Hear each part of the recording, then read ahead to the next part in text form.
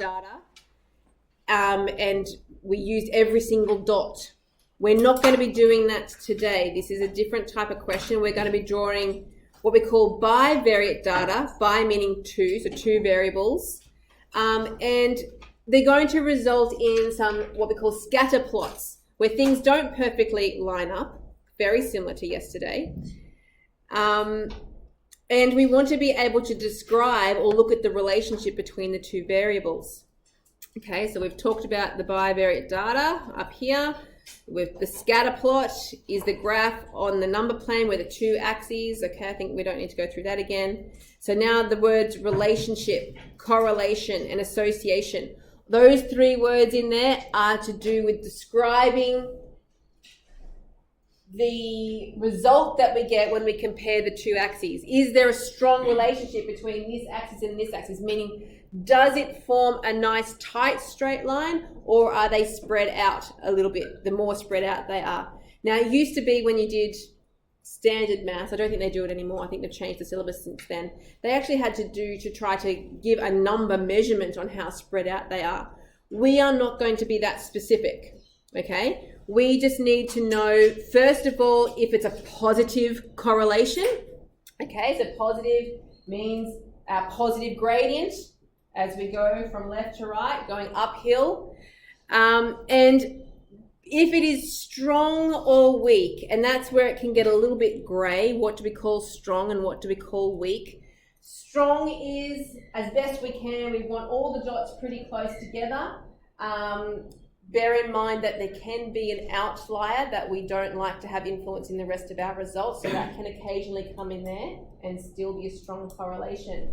The further apart the dots are, it starts to get weaker and weaker until there's no correlation at all, like this one here. You can't find any, you could draw a line any way through that and go, there's not really a gradient that we could measure through those dots in there.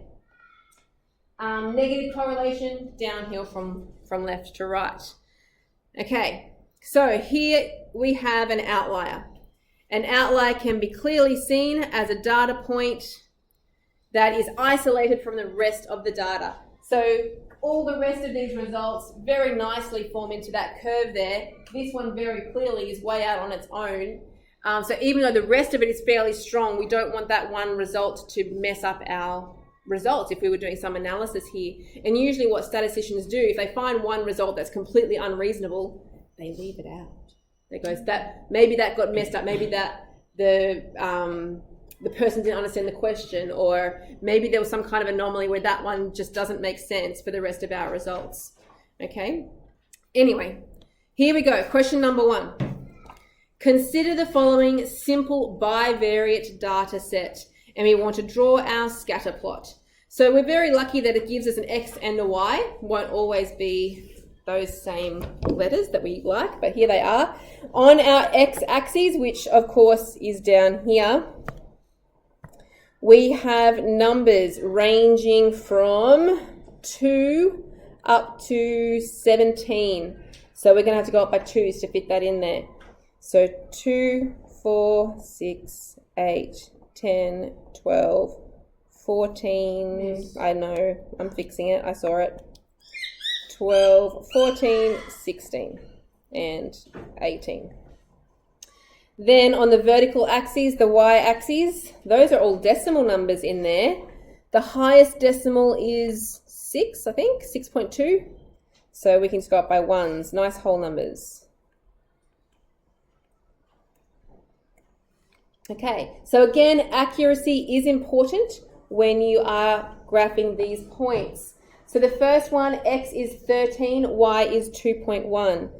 13, 2.1, and we're drawing dots, okay, not crosses, dots. 9, 4. 2, 6.2. 17, 1.3, 3, 5.5, 6.9, and messed that one up. 3, 5.5, that's up here. 2, 3, 4, 6, 8, 3.5.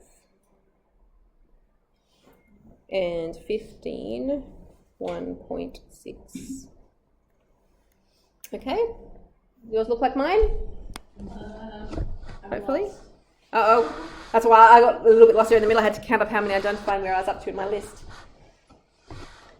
Okay, hopefully if it looks like it's the same basic shape, then they're in the right place. Okay, a couple of questions that we're asked about that is to describe the correlation between the x and y as positive or negative. Negative. Negative, sloping downhill, right. So negative. Describe the correlation between x and y as strong or weak. So we're not really going in between. I don't want a moderate answer here. We either want to lie towards the strong or very weak correlation. Now, if you were to put your ruler through that, those dots up there, these ones up here, they are pretty close, aren't they? So all these ones up here would have a pretty strong correlation. It's only this one out here. And what do we think is the problem with this one? It's an outlier. Okay, so we would describe that as a strong correlation because most of them conform very nicely. But we have one outlier which was at the point 6, 0.9. Okay, and that is it. That's what we're doing today. So we want to get used to those because the next part that comes is that we want to be doing lines of best fit and trying to get equations to help us represent graphs like these.